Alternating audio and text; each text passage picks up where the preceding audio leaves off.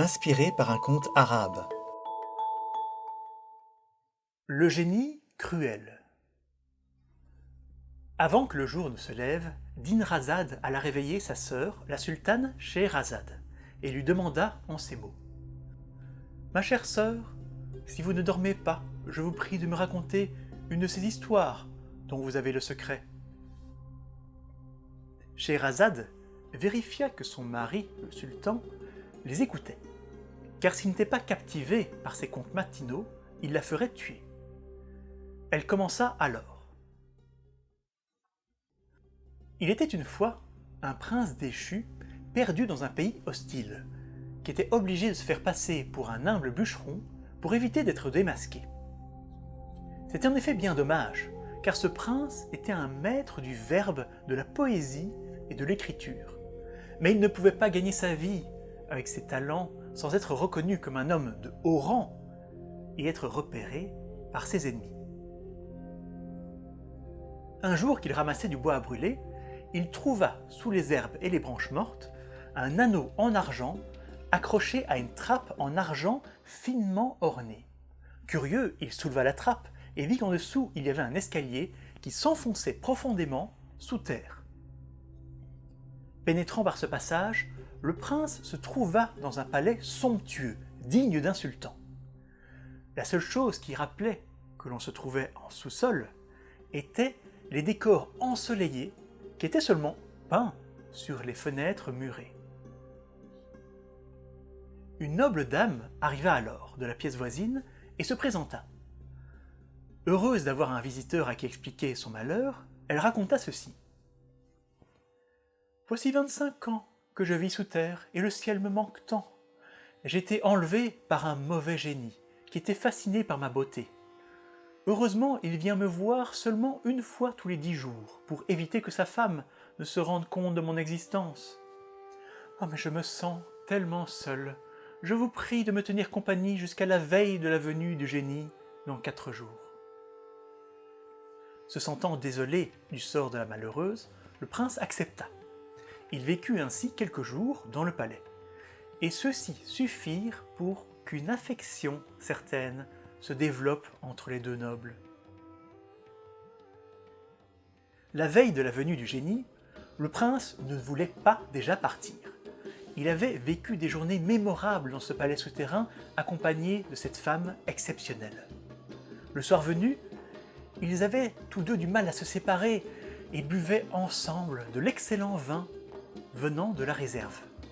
Ils avaient d'ailleurs peut-être trop bu et ils étaient ivres. L'homme maudissait ouvertement le génie et sa cruauté.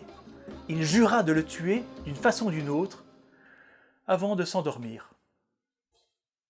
Le prince fut réveillé en sursaut par la dame qui le secouait. « Vite, le génie va bientôt arriver, tu dois partir !» Ayant perdu le courage que lui avait donné l'alcool, il dit au revoir à la noble femme et sortit en vitesse par la trappe d'argent, sans se rendre compte qu'il avait laissé sa hache derrière lui. Ce n'est qu'après 1 heure de marche, à l'heure de retour à la ville, qu'il découvrit cette terrible erreur. Il songea à faire demi-tour, mais alors qu'il tournait un coin de rue, il se retrouva nez à nez avec un vieil homme qui l'interpella. Pensant avoir affaire à un mendiant, le prince chercha une pièce dans sa bourse, mais le vieil homme la refusa. À la place, il sortit de sous son manteau la hache du prince. « N'auriez-vous pas oublié ceci ?» demanda l'inconnu. Ce vieil homme était bien entendu le mauvais génie déguisé. Il posa une main sur l'épaule de son interlocuteur et l'emporta soudainement dans les cieux. Ils volaient plus vite que n'importe quel oiseau et ils étaient si hauts qu'ils dépassaient les nuages. Le génie avait repris son apparence de mauvais esprit et l'homme n'eut pas le temps d'être effrayé par l'altitude, car le génie plongea d'un coup vers le sol en l'emportant. Au lieu de s'écraser, ils traversèrent tous deux la terre ferme et se retrouvèrent dans le palais souterrain.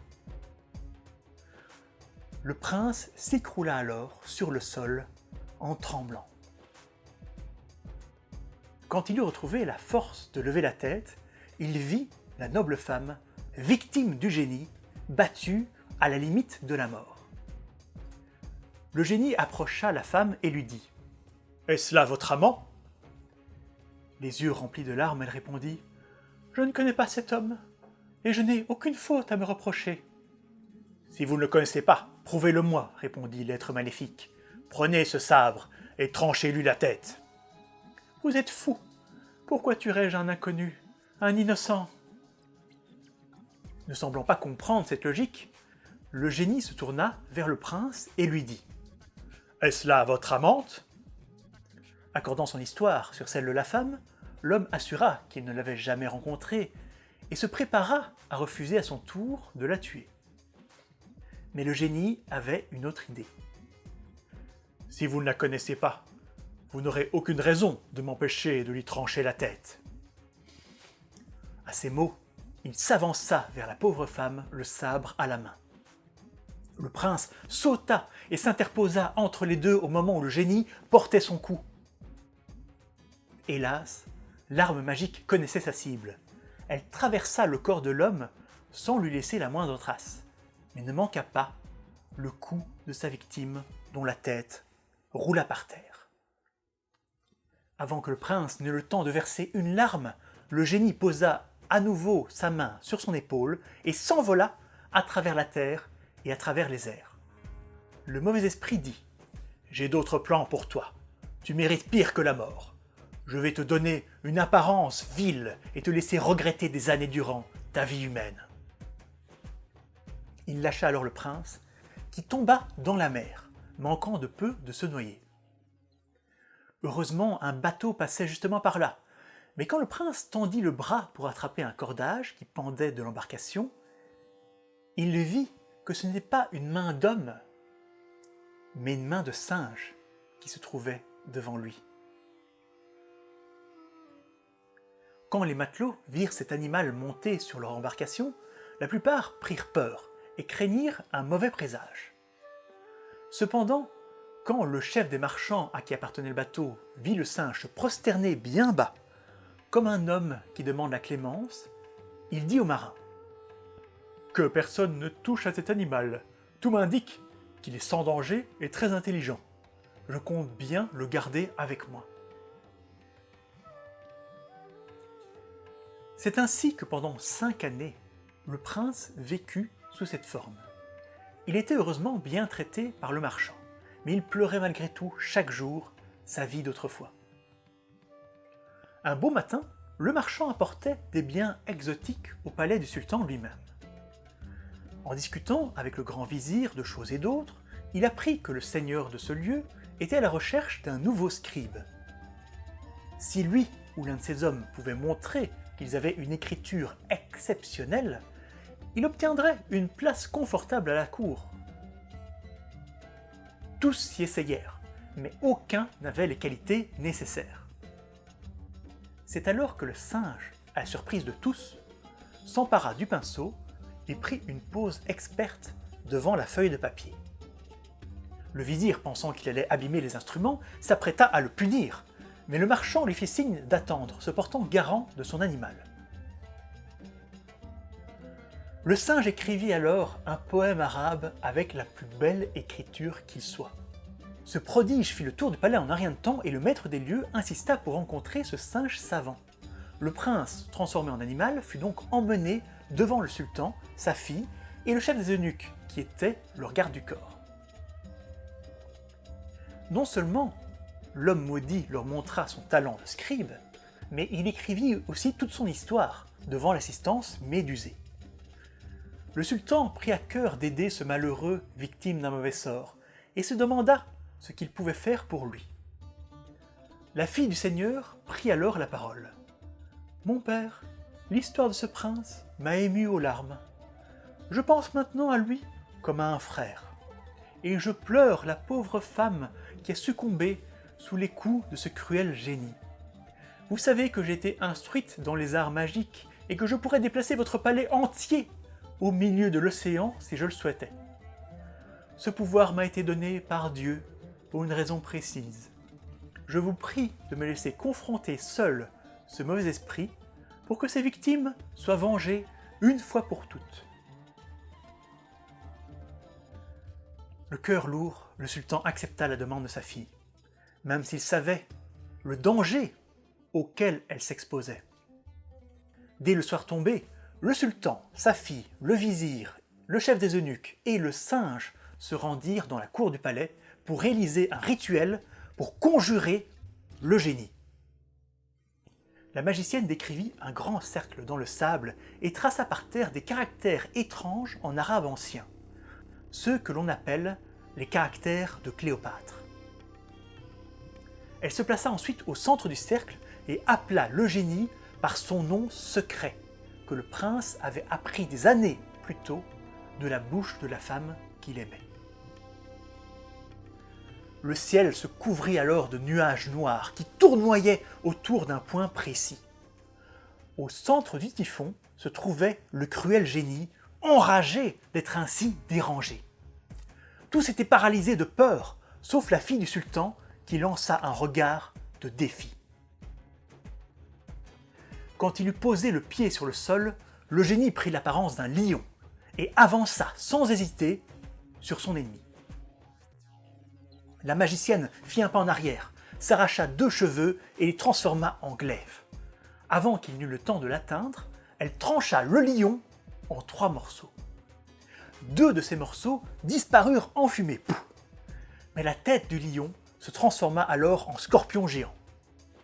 La magicienne, elle, se transforma en serpent et enserra le scorpion dans son corps. Se sentant désavantagé, le scorpion se changea en vautour et s'envola. Le serpent devint alors un aigle qui partit à sa poursuite. Peu de temps après, tous 2 plongèrent et traversèrent le sol. C'est alors que la cour du palais s'ouvrit en 2. Le vizir chuta dans le trou et ne fut plus jamais revu. De la crevasse, un chat blanc sortit, poursuivi par un énorme loup noir. Le chat, voyant un fruit au sol, une grenade tombée d'un grenadier, se transforma en ver et plongea à l'intérieur. La grenade enfla et enfla jusqu'à atteindre la taille d'une citrouille. Elle explosa alors, semant des graines partout. Le loup se transforma soudain en coq, qui se précipita pour dévorer toutes les graines de grenade. Une fois que ce fut fait, la fille du sultan fut certaine d'avoir dévoré le génie. Elle reprit son apparence humaine et lança au prince changé en singe un sourire victorieux.